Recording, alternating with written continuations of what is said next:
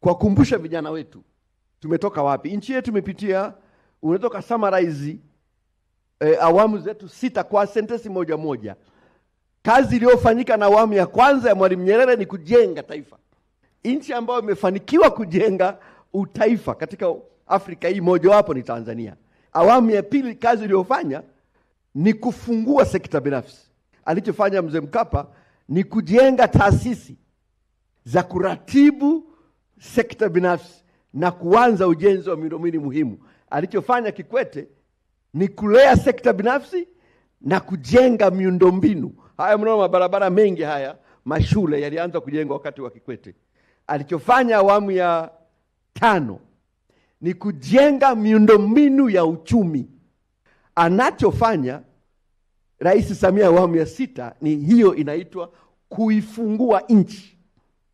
Kwamba umefanya mambo yote haya uifungue nchi ili wawekezaji wa ndani na wa nje waje wafanye uwekezaji ili uchumi ukue. Na unaifunguaje nchi? Mambo mengi lakini 4. La kwanza, kama tulivyosema, hakuna nchi yote ambayo imeendelea kiuchumi. Hatua ya kwanza kubwa, umeme.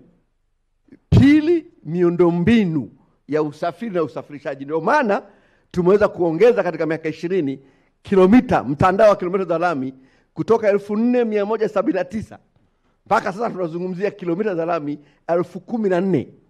Jambo la 3 ni elimu. Miundombinu ya elimu, ili mambo yote tutazungumza hapa, lakini human resource. Hili jambo ni kubwa. La 4 ni controversial, na Arusha mpo vizuri kwenye hilo. Haya ndio mambo ambayo tunayafanya kama nchi ili kuweza kupiga hatua kubwa. Mwelekeo wetu ni kwamba tumepiga hatua kiasi gani?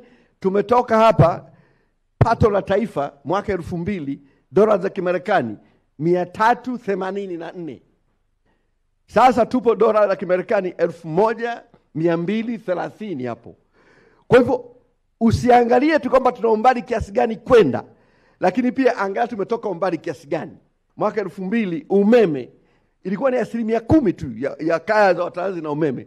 Leo tunazungumzia 80%, na sasa kila kijiji kina miundombinu wa umeme.